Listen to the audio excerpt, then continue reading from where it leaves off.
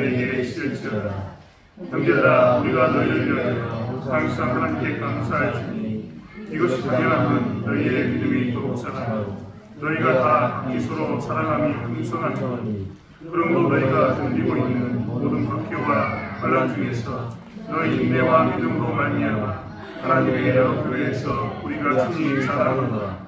이는 하나님의 공의로운 심판에 더여 너희로 하여금 하나님의 나라의 합당한 자로 여김을 받게 하려 하니 그 나라를 위하여 너희가 또한 고난을 받느니라. 너희로 환난을 받게 하는 자들에게는 환난을 주시고 환난을 받는 너희에게는 우리와 함께 안식으로 바꾸시는 것이 하나님의 뜻이니 주 예수께서 자기의 능력의 전사들과 함께 하늘로부터 불꽃 가운데 나타나실 때에 하나님을 모르는 자들과 우리 주 예수의 복음에 동조하지 않는 자들에게 영광을 내리시니 일어난 자들은 주의 얼굴과 그의 힘의 영광을 떠나 영원한 멸망의 영광을 얻으려고 그날에 그가 흥하사 그의 성도들에게 영광을 받으시고 모든 믿는 자들에게서 놀랍게 여김을 얻으시니 이는 우리의 증거가 너희에게 이루어졌습니다. 이러므로 우리도 항상 너희를 위하여 기도하고 우리 하나님이 너희를 그 부르심에 합당한 자로 부르시고 모든 선을 기뻐함과 믿음의 역사를 능력으로 이루게 하시고 우리 하나님과 주 예수 그리스도의 은혜대로 우리 주 예수의 이름이 너희 가운데서 영광을 받으시고 너희도 그 안에서 영광을 받게 하여 위하라. 아멘. 교회 다니면 좋은 점이 참 많습니다.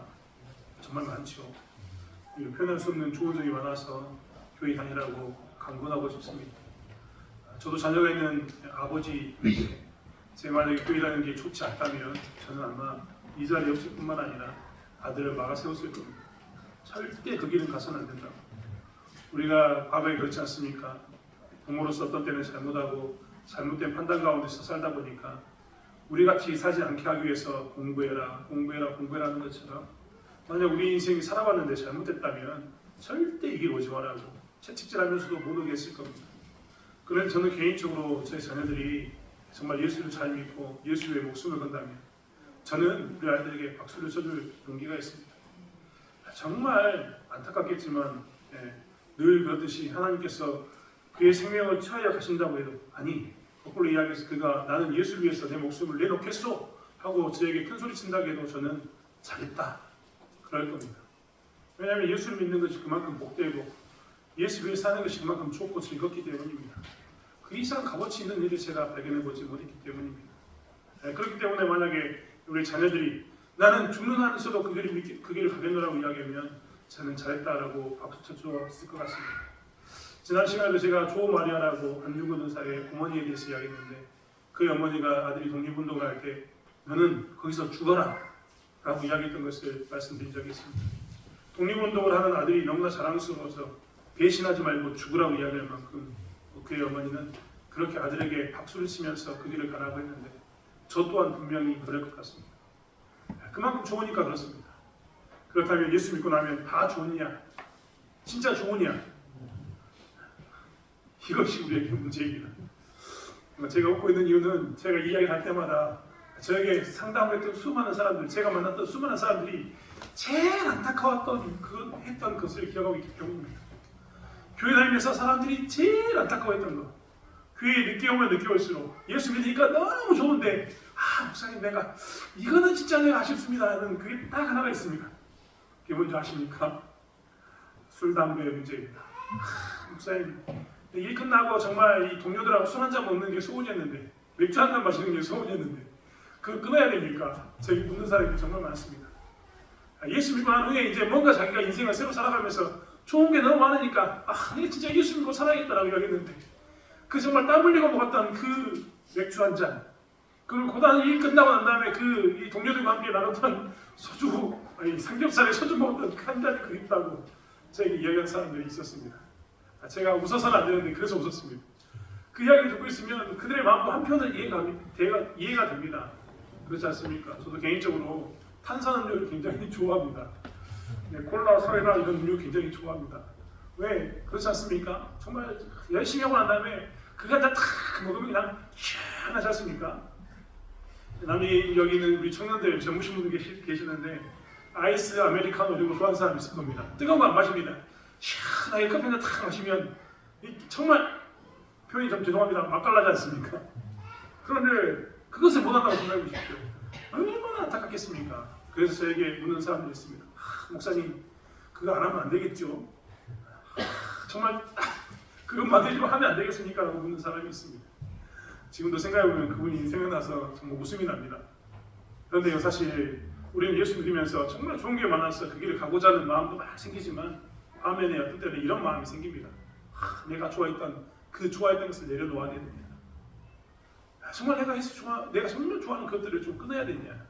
소위 말하는 요즘 사람들이 우스갯말로 기호식품이라고 술과 담배를 이야기하는데 그것을 끊어야 돼요. 어떤 사람은 예수 믿는 것 때문에 정말 자기가 좋아하는 골프를 끊으면서, 어떤 사람은 자기가 좋아하는 운동을 끊으면서 내가 이것을 끊어야 되냐고 이야기하는 사람들을 봤습니다. 그런 사람들을 보면 어떤 때는 웃음도 나고 어떤 때는 참 이 사람들이 예수 믿더니 정말 많이 바뀌어 가는구나. 그렇지 않습니까? 그 전에는요, 술 한잔 마시는 거 뭐 부담스러웠겠습니까? 당연한 것으로 생각했겠죠. 골프 치러 가는 것 뭐 부담스러웠겠습니까? 당연히 치러 가는 것이었고, 시간 나면 자기들끼리 가서 사우나도 하고 운동도 하고 자기들이 하던 것 그렇게 사는 게 당연했습니다. 그런데 예수 믿고 나니까 그거보다 뭐가 더 가치 있다? 예수 믿는 게 더 가치 있는 겁니다. 그래서 이 길을 따라가다 보니까 자연스럽게 조금 더 고개가 돌아가는 그것이 생각나는 거죠. 사실 예수 믿다 보면 이런 일이 정말 많습니다. 사실 그런데 이게 조금 더 심해지고, 지금 이렇게 우리가 믿는 예수 믿는 것에 대해서 호의적인 사회에서는 그저 그렇게 네가 예수 믿는다고 이야기하면 존중도 해주지만, 예수 믿는 것이 좀 호의적이지 않는 사회, 불법인 사회는 어땠을까요? 많은 사람들이 예수 믿는다고 이야기하면 손가락질했을 겁니다. 많은 사람들이 그거 국가에서 그만한 법인데 네가 예수를 믿는다고 이야기하면서 사회적으로 그를 고립시켜줄 겁니다. 소외시키거나 고립시키는 일들이 비일비재했을 겁니다. 데살로니가 교회가 전형적으로 그렇습니다. 사도 바울은 사실 빌립보에서 복음을 전하다가 쫓겨나서 데살로니가에 가서 복음을 전했습니다. 그리고 그 복음을 통해서 많은 사람들이 예수를 믿었습니다. 그들이 예수를 믿고 난 후에 여전히 기독교에 대해서 박해하고 있었던 이 당시의 풍습에 의해서 데살로니가 교회에 있었던 사람들은 사회적으로 고립되기 시작합니다. 사람들이 안 놀아주는 겁니다. 넌 예수 믿는 사람이냐? 그럼 같이 할 수 없다. 혹시 너와 함께 하다가 내가 피해를 입으면 어떡하냐? 라는 모습 가운데 그들로 하여금 어떻게 하면 고립, 놀아주지 않는 그런 모습 가운데 서게 됩니다. 그들은 소외되게 됩니다. 어떤 일을 할 때마다 예수 믿는 사람, 저 사람은 일은 하지 않으니까 우리는 오늘 이 신전에 들어가서 같이 음식을 먹고 나눠야 되는데 저 사람은 예수 믿는 사람이서 안 하니까 저 사람은 좀 내비두고 우리끼리 가자라고 이야기하면서 그들은 그렇게 가게 됩니다. 그러면 자연스럽게 그들은 어떻게 되냐면 소외됩니다. 그들은 고립되거나 혹은 소외되는 이 가운데 처하게 됩니다. 이런 모습 가운데 살았던 사람들이 누구였냐면 데살로니가 교회의 사람들이었습니다. 좋은 말로 고립과 소외라고 이야기했지만 좀 그들이 고립과 소외가 심해지면 환난과 박해, 인내가 필요한 그런 자리에 서게 되는 것이 데살로니가 교회의 사람들이었습니다. 힘들었을 겁니다. 그렇게 사는 것이 쉬웠겠습니까? 굉장히 어렸을 게 뻔합니다. 사실 데살로니가 교회 지역에 살았던 대부분의 사람들은 로마 사람들이었는데 이들의 입장에서는 이렇게 교회에 다닌 사람들에서 핍박할 수밖에 없는 그런 모습도 한편으로는 이해가 됩니다. 왜 이해가 됩니까? 예수를 죽일 때 누가 죽였습니까? 우리는 사도신경에서도 고백했지만 본디오 빌라도가 그를 죽였다라고 이야기합니다. 물론 예수를 십자가에 못 박으러 간 사람은 유대인들입니다. 하지만 그들에게 있어서는 사형을 집행할 수 있는 권한이 없었습니다. 그래서 누구를 쫓아내면 본디오 빌라도를 따라갔고 로마 사람들, 로마 군인들에 의해서 치욕을 당하면서 예수님께서는 죽으셨습니다. 이런 것을 안다면 그들의 입장에서는 불편했을 겁니다. 자기들이 그를 죽였는데 그를 믿는 사람이 와가지고 나 예수 믿는다라고 이야기하니까 얼마나 불편했을 것 같습니까? 여러분 그렇지 않습니까? 내가 정말 이 시대 우리나라의 아픔인데 6.25 때의 전쟁 이야기를 통해서 우리는 알 수 있습니다.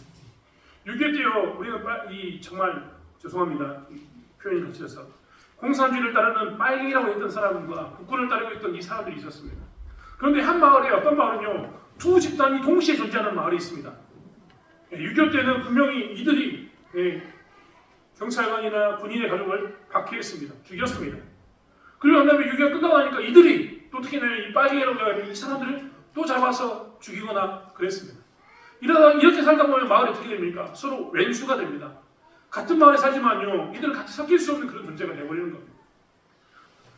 그들의 부모가 죽고 그 다음 자손이 와도요, 이 감정은 쉽게 사라지지 않습니다. 그런데 로마 사람들이 예수를 죽였으니 그들의 가운데는 뭔가 찝찝함이 있었지 않겠습니까? 그리고 그 예수에 대해서는 모르는 게 아니라 수많은 사람들이 이미 로마 시대에 있는 로마가 다스리고 있는 모든 지역에 있는 사람들은 대부분 이야기를 다 아름아름 주소 다 알고 있는데 예수 믿는 사람이 나에게 찾아왔습니다. 그럼 얼마나 불편하겠습니까? 나 예수 믿어요 하는 순간 그 말은 뭐냐면 니들이 예수 죽였지. 나 니들이 죽인 예수 믿는 사람이야.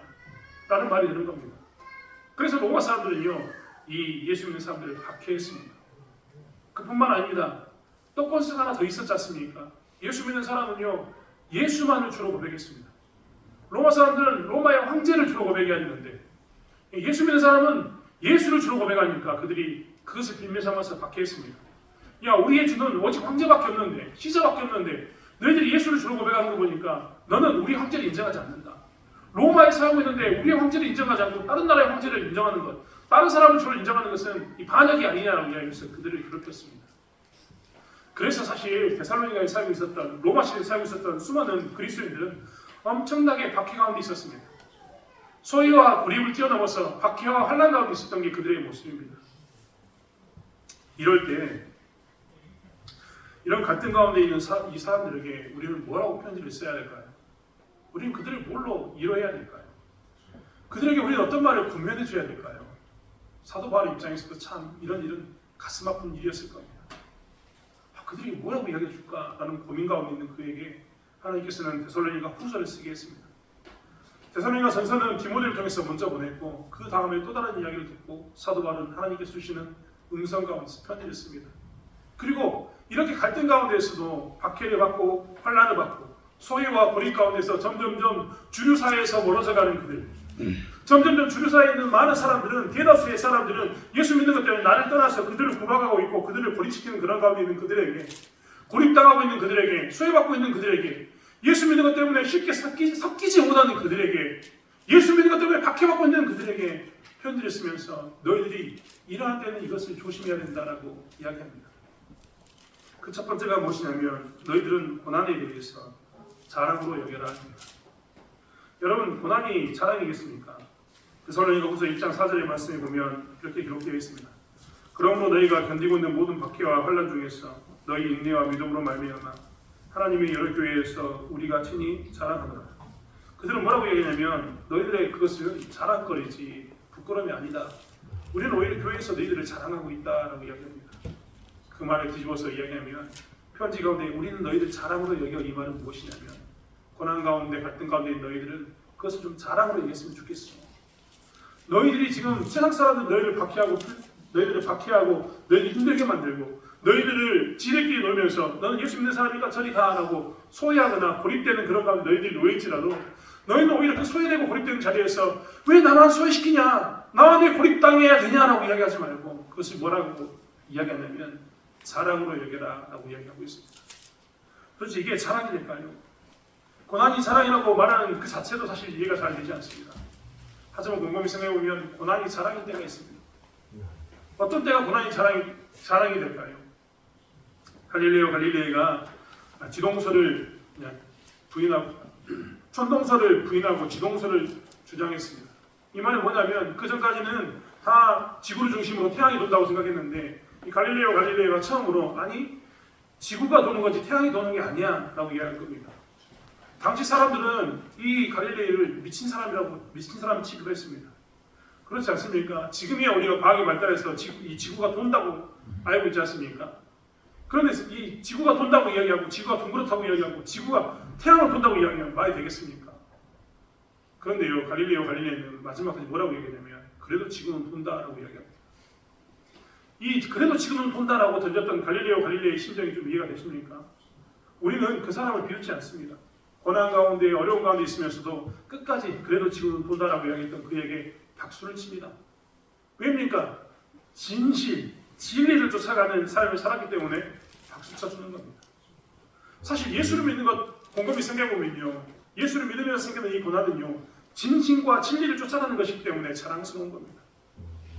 예수를 따르는 것이 길이요 진리인 예수를 따르는 것이 이 진리이기 때문에 우리는 뭐 해야 되냐면 자랑스러워해야 합니다. 여러분 그렇지 않습니까? 이 땅에서 수많은 가치관이 변화되고 있을 때 변하지 않는 가치관으로 있는 것은 오직 예수밖에 없습니다. 수많은 사람들이 자기의 유익을 쫓아가면서 정말 자기를 섬기라고 이야기할 때 예수께서는 스스로 자기의 목숨을 버리시면서 가장 낮은 자리에서 우리를 섬겨주신 그런 분이십니다. 세상의 어떤 종교도 예수 같은 예수님처럼 사랑해주는 종교는 없습니다. 우리는 이것만 보아도 우리가 진리를 쫓아가기 때문에 자랑스러워한다는 것을 알 수 있습니다. 이렇게 진리와 진실을 쫓아간 사람은요, 그렇기 때문에 고난당하며 그것에 대해서 뭐라고 얘기하냐면 자랑이라고 생각해야 합니다. 대한독립 만세를 외치면서 죽어왔던 사람들에 대해서 우리는 자랑하지 않습니까? 자랑합니다. 여러분, 동풍신, 권기옥, 노영재, 안경심 이 사람 이름 우리는 잘 모릅니다. 이 사람들 이름은요, 독립유공자, 독립운동가 이름 가운데 놓여있는 아주 우리에게는 무명처럼 들리는 사람들입니다. 하지만 이들의 후손들은요, 자기의 부모님들이 독립운동을 했다고, 자기의 손주가 독립운동을 했다고 굉장히 자랑스러워합니다. 그때 당시에는 그 사람 때문에 집안이 힘들고 어려웠을지 모르지만 지금은 그들은 자랑스러워합니다. 왜입니까? 진실과 진리를 쫓아갔기 때문입니다. 사도 바울은 바로 그리스도인들에게, 데살로니가 교회들에게 그것을 이야기하고 있습니다. 우리는 고난이 사랑이다. 너희도 고난을 사랑으로 여기길 원한다. 예수 믿으면서 예수 믿는 것 때문에 당신은 예수 믿으니까 우리 함께 할 수 없어라고 이야기하면서 우리가 소외당한다면 그때마다 예수 믿는 것 때문에 내가 이 사람들과 어울리지 못한다고 이야기할 게 아니라 그것을 어떻게 이야기하냐면 이것은 나의 상급이다라고 우리는 고백하고 살아야 된다는 겁니다. 예수 믿는 것으로 인해서 내가 환난받고 핍박받으면서 고립되지 않습니까? 내가 쫓겨나갔습니까? 그때 우리는 뭐를 생각해야 되냐면 그것이 나에게 자랑이고 상급이다라고 고백하고 살아야 된다는 것입니다. 여러분, 그 부끄러움이 아름다운 미담이 될 수 있는 것은 그 부끄러움을 참는 것이 더 큰 것을 위한 것일 때, 진리를 쫓은 일이었을 때 우리는 미담이라고 이야기합니다. 아름다운 이야기인 겁니다. 고사성어 중에서 와신상담이라는 게 있습니다. 와신상담이라는 것은 이 신이라는 게 뗄나무입니다. 뗄나무. 우리 예전에 이 소나무 잎사귀 긁고 끌통 모아서 뗄나무 만들어지 않습니까? 그것을 신이라고 이야기합니다. 와신이라는 말은 누르와자 뗄나무 신자를 써서 내가 뗄나무 위에 장작감 위에 누워 있었다 이 말입니다. 상담이라는 것은 뭐냐면 맛을 보았다는 이야기인데 곰의 쓸개, 곰쓸개를 말하는데 그 쓸개를 달아놓고 맛을 보았다는 이야기입니다. 이 이야기의 주인공은 누구냐면 오나라 왕과 월나라 왕입니다. 오나라 왕, 함렬하는 사람이 있었고 월나라 왕 부청이라는 사람이 있었는데 둘이 전쟁을 했습니다. 그런데 누가 이겼느냐? 월나라 왕 부천이 이겼습니다. 오나라 왕 함녀가 죽으면서 자기 자식 부차에게 이야기하기를 뭐라고 얘기했냐면 아들아 내 원수를 좀 갚아달라 라고 이야기했습니다. 그래서 이 부차가요 자기 아버지의 소원대로 이 원수를 갚기 위해서 어떻게 했냐면 이 침대에서 잔 게 아니라 땔감나무 누우면 등이 베겨가지고 아픈 그런 곳에 누워서 잤습니다. 왜요? 안 잊어버리려고. 그리고 성문에 들어온 사람들에게 네가 이것을 잊었냐? 하고 소리치게 만들었습니다.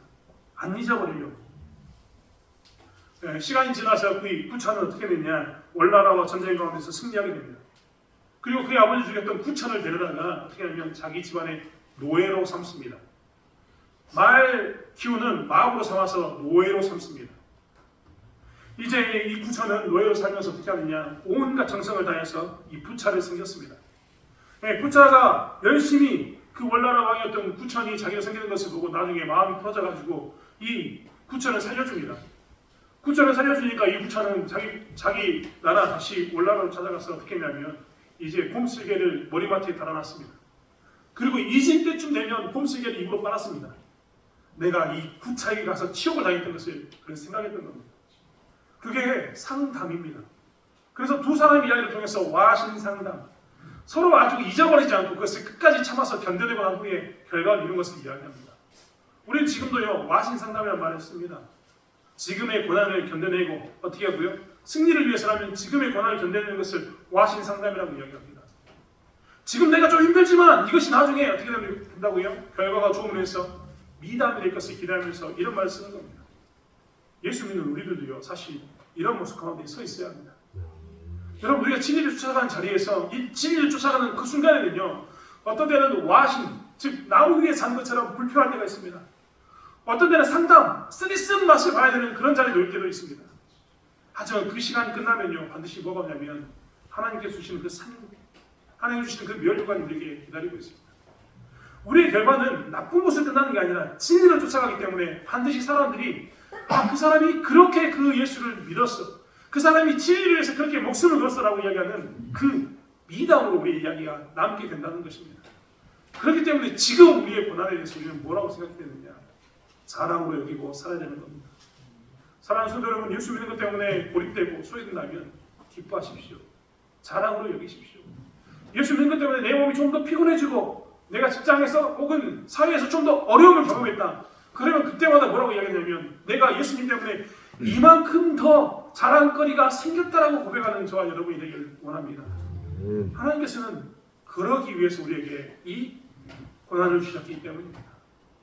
두 번째로 이렇게 어려운 가운데 있는 자들에게 우리가 해야 할 것은 무엇이냐면 그것은 열광주의자를 피하라는 것입니다. 우리는 항상 정말 조심해야 할 게 뭐냐면 예수를 잘 믿는 것과 극단주의자를 피해야 합니다. 열광주의자라는 것은 극단주의자입니다. 극단이라는 것은 뭐냐면 이 어떤 이쪽 끝과 이쪽 끝이 있는데 이 사이에서 한쪽 끝에 가 있는 것이 극단입니다. 사람이 기준을 잃어버리고 균형을 잃어버리고 한쪽에만 완전히 가가지고 이쪽은 잊어버리고 이쪽 편에만 서는 것, 그것을 뭐라고 이야기하냐면 극단이라고 이야기합니다. 우리는 그래서 오른쪽 끝에 있는 사람을 극우주의자, 왼쪽 끝에 있는 사람을 뭐라고 이야기합니까? 좌파라고 이야기하면서 극자, 이렇게 이야기합니다. 우리는 그렇기 때문에 무엇을 피해야 되냐면 이런 것들을 피해야 되는 겁니다. 핍박이 심해지면 우리도 모르는 사이에, 소외와 고립이 심해지면 우리도 모르는 사이에 어떤 마음이 드냐면 오기가 생깁니다. 오기가. 어떤 오기가 생깁니까? 그래 두고 보자. 이런 오기가 생깁니다. 여기까지는 그나마 괜찮습니다. 그런데요, 이런 사람들이 모이면 어떻게 되냐면 스스로가 뭐라냐면 스스로가 경계를 쳐버립니다.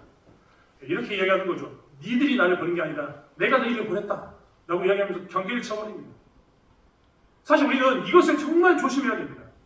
한쪽에 쏠려가지고 극단에 쏠려가지고 이것을 경계 지어버리는 것, 오히려 우리 스스로가 담을 싸가지고 너희들은 저리 가라, 내가 오히려 너희들을 떠나겠다고 이야기하는 이런 극단에 서는 것을 우리는 너무나 조심해야 된다는 겁니다.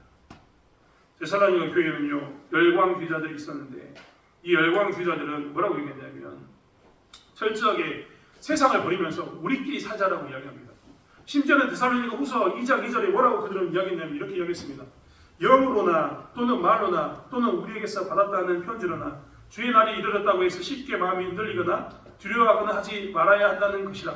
이 말의 이야기는 뭐냐면 어떤 사람들이 극단적으로 빠져가지고 어떻게 했냐면 그들이 나를 박해하니까 뭐라고 얘기했냐면 야, 하나님이 영적으로 임하셨어. 우리는 선택받은 자고 너희는 버림받은 자야 라고 이야기하면서 극단으로 빠져가지고 자기들끼리만의 종교를 만들게 된 겁니다. 이것에 대해서 사도 바울은 조심해야 된다라고 이야기합니다. 특별히 그 극단에 빠졌던 사람들이 주장했던 것은 뭐냐면요, 사도 바울에게 이것을 받았어. 누가 주의 재림이 임했다라고 이야기했어. 누가 그렇게 너희들끼리 극단적으로 모여서 살라고 이야기했어라고 이야기하니까 사도 바울이 우리에게 편지를 썼는데 이렇게 이야기한 겁니다. 이것에 대해서 뭐라고 얘기하냐면 조심해라, 경계해라, 떠나야 된다라고 분명히 말하고 있는 겁니다. 사실 신앙생활하면서 우리끼리 정말 조심해야 될 것은 무엇이냐면 박해받고 환난을 당하고 소외당하거나 고립하면 우리 스스로가 어떤 마음이 드냐면 나는 이제 더 이상 저들과 상종하지 않겠다라고 선을 그어버립니다. 하지만 곰곰이 우리는 생각해봐야 합니다. 하나님은 우리를 세상의 빛이라고 늘 말씀하셨다니까요. 우리 세상의 빛이기 때문에 그들이 우리를 핍박하고 그들이 우리를 괴롭히고 그들이 어떤 때는 우리로 하여금 고립되게 만들어버립니다. 내가 의도하지 않았는데 나를 밀어내가지고 저쪽으로 밀어붙인 겁니다. 그들이 나를 소외합니다. 나는 가만히 있는데 자기들끼리 나를 왕따시킨 겁니다. 그런데 그때마다 우리가 드는 생각은 그렇다면 우리는 너희들과 상종하지 않겠다라고 얘기하면서 한쪽으로 쏠리게 되는데 그것에 대해서 우리는 정말 조심해야 되는 겁니다. 그러기 위해서 우리는 더 무엇을 해야 되냐면 어떻게 하면 균형적인 시각을 갖고 바른 삶을 살 것인가. 이 소외되고 고립되는 이 상황 가운데서 그들이 나를 핍박하고 나에게 어려움을 주는 이 상황 가운데서 나는 어떻게 하면 그리스도의 빛과 소금으로서의 삶을 살 것인가를 더 깊이 묵상해야 합니다. 여러분 그렇지 않습니까? 나에게 잘 대해주는 사람에게는 나도 잘 대해줄 수 있습니다. 그런데 나에게 박해하고 있는 사람, 나를 힘들게 만든 사람, 나를 소외시키고 고립시키고 나는 가만히 있는데 지들끼리 나 예수 믿는 것 때문에 왕따시키고 나는 가만히 있는데 지들끼리 나를 저쪽으로 밀어붙여버린 이런 사람들에게 잘 대해주는 게 쉬울까요? 어렵습니다. 안 어렵겠습니까? 내가 뭘 잘못했습니까? 예수 믿는 것 외에 그들에게 무엇이 잘못했습니까? 그들에게 악을 했습니까? 악을 행한 것도 없는데 그들은 내가 예수 믿는 것 때문에 나를 싫어합니다. 나를 싫어하는 사람들에게 찾아가서 그들 사이에서 빛과 소금의 역할을 감당한다는 것은 더 어렵습니다. 그렇지 않던가요? 나 미워하는 사람 자기들끼리 놀고 있는데 가가지고 뭐하고 있어라고 이야기하던 말 한마디 꺼내는 것도 사실 굉장히 어렵지 않습니까? 그런데 그때 우리가 해야 할 것은 무엇이냐면 그때 우리가 한쪽으로 극단적으로 빠져서 극단적인 신앙에 치우치는 게 아니라 그럴 때일수록 균형을 갖고 그럴 때일수록 어떻게 되냐면 더욱더 우리가 세상의 빛과 소금의 것을 감당하면서 정말 하나님 안에서 올바른 신앙의 모습을 견지해야 된다는 겁니다. 그때 우리도 모르는 사이에 우리도 오기가 나서 그럼 나도 이렇게 사귀노라고 이야기할 수 있을지 모르지만 우리는 그들에게 여전히 그리스도인으로서 복음을 가지고 나가서 그들에게 복음을 증거하고 예수 믿는 사람의 삶이 무엇인가를 증명해야 되는 삶인 것을 기억하면서 그들에게 나가는 삶, 그들을 포용하는 삶을 살아야 된다는 것입니다. 사도 바울이 이야기하는 것은 데살로니가 교회에 이것을 이야기하고 있습니다. 너희들이 더욱더 붙들어야 되는 것은 바른 말씀이고 하나님의 주신 뜻이기 때문에 너희들이 이것 가운데 있길 원합니다. 데살로니가 2장 15절에 통해서 사도 바울은 그래서 이러므로 형제들아 굳게 서서 말로나 우리 편지로나 가르침을 받은 유전을 지키라라고 이야기합니다. 바른 것을 지키고 바른 것을 따라서 그리스도인답게 살아라고 말씀하고 있는 겁니다. 사랑하는 성도 여러분, 우리의 삶이 극단에 빠지는 게 아니라 균형 있는 삶을 갖기 원합니다. 그리고 우리를 싫어하고 핍박하는 그 사람들 가운데 극단적으로 우리 또한 그들에게 대하는 게 아니라 우리가 우리의 삶 가운데서 그들을 더욱더 포용하고 사랑하고 말씀 가운데서 그들이 우리를 밀어낼지라도 말씀 가운데서 그들을 포용하고 사랑하는 그리스도의 사랑을 보이는 저와 여러분이 되길 원합니다. 마지막으로 이야기하는 것은 뭐냐면 그럼에도 불구하고 현실을 살아야 한다라고 이야기합니다. 데살로니가의 교회는 이제 이렇게 예수 믿는 사람을 힘들게 하고 예수 믿는 사람을 쇠하고 고립시켜버리니까 그들 가운데 어떤 마음이 들었냐면 야 우리가 굳이 이렇게 살 필요가 있냐라고 생각이 들었습니다. 심지어는 그들은 너무나 세상이 현실이 힘드니까 무엇에 도망가기 시작했냐면 주님이 곧 오실 거야 라고 생각하고 살았습니다. 저도 가끔 우스갯말로 그런 이야기합니다. 내일 어떻게 잘 준비됐습니까? 라고 이야기하면 오늘 저녁에 주님이 오실 거야 라고 이야기합니다. 그럴 때 있지 않습니까? 아직도 제가 공부를 하고 있는데요. 대학교에서 시험을 보면요. 지금도 시험을 보는데 시험 보는 게 그렇게 싫습니다. 시험 보기 전날 시험 공부 다 했냐라고 물어보면 제가 항상 하는 말 오늘 저녁에 주님 오실 거야 라고 이야기합니다. 그 말이 뭡니까? 오늘 저녁에 주님 오실 거야 이 말은 현실이 너무 힘드니까 우리 주님에게로 내가 도망가 버리겠다 이런 말입니다. 굉장히 좋은 믿음처럼 보이지만 이것은 좋은 믿음이 아닙니다. 하나님께서는 한 번도 현실을 도피하고 하나님에게만 있으라고 이야기한 적이 없기 때문입니다. 여러분 오해하지 마십시오. 그렇다면 하나님께 없어야 됩니까? 이게 아닙니다. 하나님은요 우리에게 줬던 현실의 삶과 하나님을 바라보는 삶 두 가지를 다 겸해서 살기를 원하고 계십니다. 이 말을 이해하셨습니까? 우리에 대한 천국의 소망이 있지만 이 땅에서 난 천국 있으니까 내 마음대로 살아야지 그냥 적당히 살아야지 이런 것은 절대 되지 않습니다.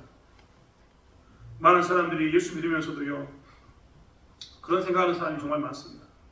예수 믿는 사람들 가운데 잘못된 생각 중에 하나가 무엇이냐면 노동에 대한 생각입니다. 예수 믿는 사람들은 노동, 일하는 것에 대해서 분명한 생각을 가지고 살아야 합니다. 우리는 선악과 이야기를 통해서 창세기의 말씀을 잘못 읽음으로 인해서 어떤 현상 가운데 느끼게 되냐면 일하는 것, 노동은 저주의 산물이다라고 생각합니다. 예수고 수고하는 것은 저주받아서 우리가 선악과를 따먹기 때문에 생기는 형벌이다 이렇게 생각한다는 겁니다. 하지만 성경은 절대 그렇게 이야기하고 있지 않습니다. 창세기 2장 15절의 말씀에도 뭐라고 이야기했냐면 여호와 하나님이 그 사람을 이끌어 에덴 동산에 두어 그것을 경작하며 지키게 하시고라고 이야기합니다. 경작이라는 단어가 경작 무슨 말인지 아십니까? 일하고 밭을 갈거나 했던 이런 농사짓는 이 경작이 창세기 2장 15절에 나옵니다. 선악과를 따먹기 이전에 이미 이 말씀이 나온 겁니다. 하나님께서는요, 즉 우리에게서 노동을 이미 선악과를 따먹기 전에 주셨습니다. 노동은 그렇기 때문에 우리가 저주로 받은 산물이 아니라 마땅히 인간이 해야 할 삶의 보편 중에 하나입니다. 하나님은 굳이 6일 동안 하나님께서 천지를 창조하신 분에 대해서 이 말씀을 여러 번 드렸습니다. 하나님이 능력이 없어서 단 1초 만에 아니면 10분 만에 다 못 만들었겠습니까?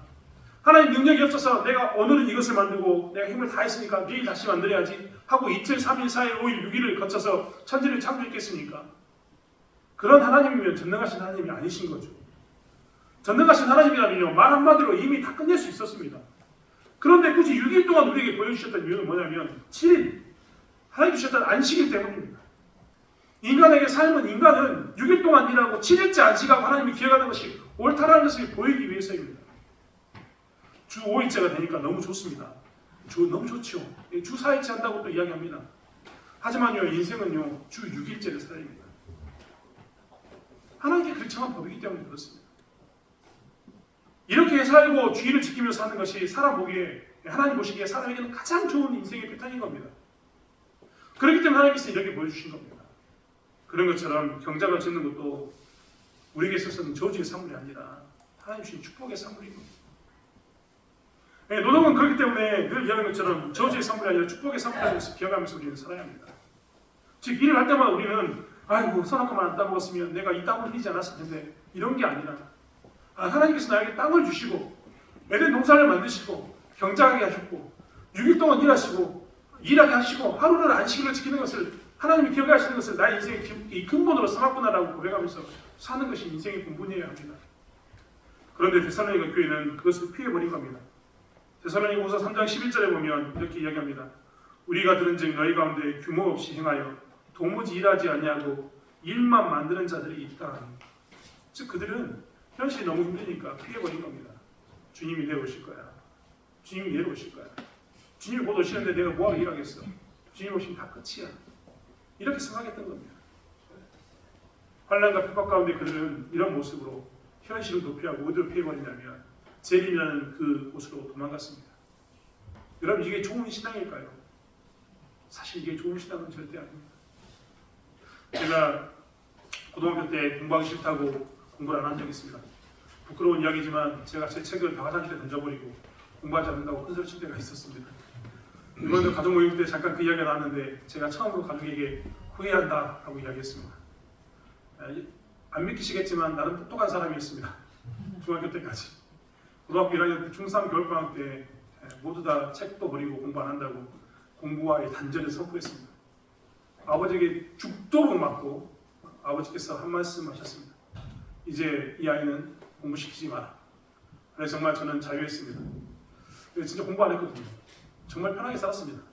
근데 정말 부끄러운 건 뭐냐면 공부 안 하고 놀 수는 없잖아요. 제가 금호고 출신인데 금호고 가면서 학교에 일찍 가는데 가서 공부 안 하고 놀 수는 없지 않습니까? 그래서 제가 선택한 게 책이었습니다. 책을 정말 많이 읽었습니다. 금호고 안에 학교 도서관이 따로 있는데 거기 안에 있는 디아소설을 몽땅 갖다 읽었습니다. 사람들은 저에게 그렇게 이야기했을 겁니다. 쟤는 공부를 잘못해서 책을 정말 잘 읽는 애야. 이렇게 이야기했을 겁니다. 사실 내심 저도 그것을 바랬습니다. 쟤는 공부 안 해도 책을 보는 사람. 이런 것을 저도 바랬던 거죠.